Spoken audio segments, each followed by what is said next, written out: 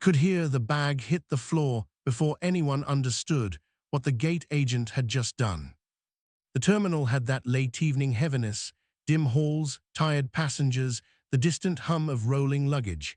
Malik turned around slowly, jaw flexing as he stared at his suitcase now lying open on the tile, clothes spilling out like someone had gutted it. The gate agent, a sharp-eyed woman with a clipped smile, didn't even flinch. "It wasn't secured properly," she said, brushing invisible dust off her vest. Malik knelt, checking the damage. The zipper was ripped clean off, the side buckles snapped. Someone hadn't just dropped it, they'd manhandled it, hard. "I handed this to you closed," he said, keeping his voice steady. "You threw it." She scoffed. "Sir, keep your tone respectful. You're holding up the line." People were watching, some whispered. Malik exhaled once, slow, trying to steady the anger crawling up his spine. He had flown this airline dozens of times, but tonight felt different, sharp, hostile, deliberate. His flight was already delayed, the staff unusually tense, and now this.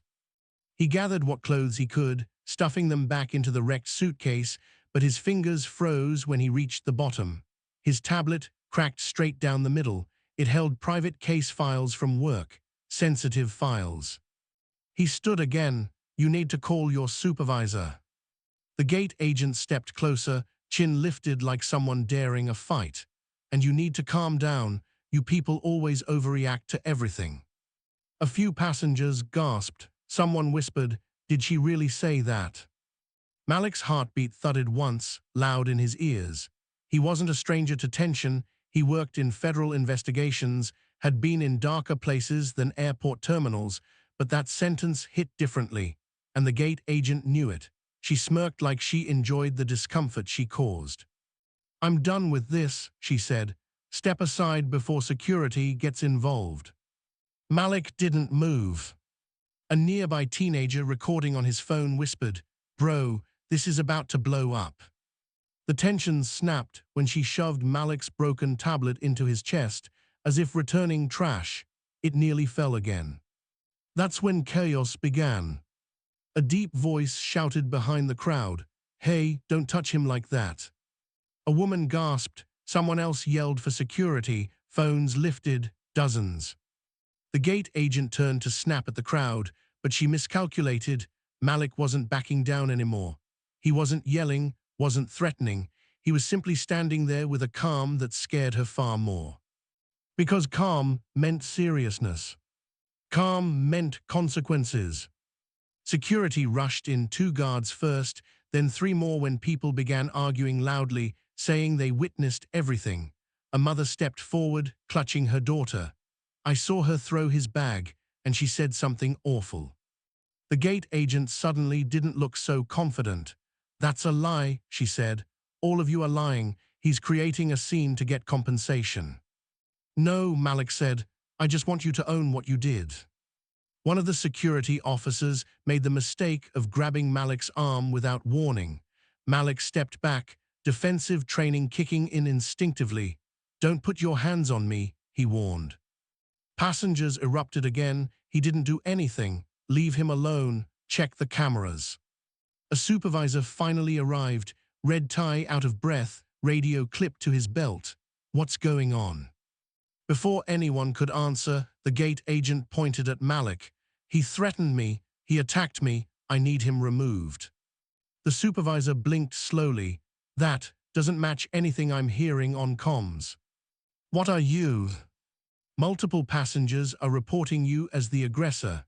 He paused, eyes narrowing as he examined the broken suitcase, the scattered belongings, the shattered tablet. "And this damage doesn't look accidental." Her voice cracked. He just listen to me." "I also heard the slur," said a woman with a stroller, loud and clear. The supervisor exhaled like the night had just gotten very, very long. "Ma'am, step aside." She shook her head violently. "No, you're not pinning this on me. I've worked here for 11 years. "And you might not work here after tonight," the supervisor said softly. Security gently moved her back while they collected statements. The more they dug, the worse it got. A baggage handler said she'd forced him to toss it harder. A coworker admitted she'd complained about problem passengers earlier. The cameras caught her actually slamming Malik's luggage behind the counter. Malik stood quietly through all of it, though inside he felt a pressure building, weeks of exhaustion, the weight of the files he'd lost, the humiliation of being singled out. Finally, the supervisor approached him. "Sir, I reviewed the footage myself. You were wronged, severely. We are coordinating with corporate immediately." "I don't want freebies," Malik said. "I want accountability." "And you're going to get it," the supervisor replied, voice low, "but there's something else." Before Malik could ask, the walkie-talkie on the supervisor's belt crackled. A voice said, "Corporate legal is patched in now, and the regional director wants to speak with the passenger personally." "Me?" Malik asked. "Yes," the supervisor said, "because this isn't just a customer service issue anymore." The terminal lights seemed to dim as passengers fell silent, watching the unexpected storm unfold. The gate agent, now crying, shaking, was escorted to a side office. Maury supervisors arrived. Corporate reps were calling. People were whispering that the airline was terrified because her actions were already going viral online. And Malik, he hadn't even spoken yet. He stood there holding a broken suitcase, a ruined tablet, and a calm expression that hid the wildfire burning under his skin. When the regional director finally arrived in person, pushing through security with a tense stride, she looked straight at him. "Mr. Malik," she said, extending her hand, "we need to talk privately. What happened tonight has far wider implications than you know." Malik glanced at the watching crowd, at the dozens of phones recording, at the gate agent now shouting through tears in the distant office, guards trying to calm her. Something dangerous had been exposed. And it wasn't just prejudice. Something inside the airline was rotten. Something far bigger than a broken suitcase.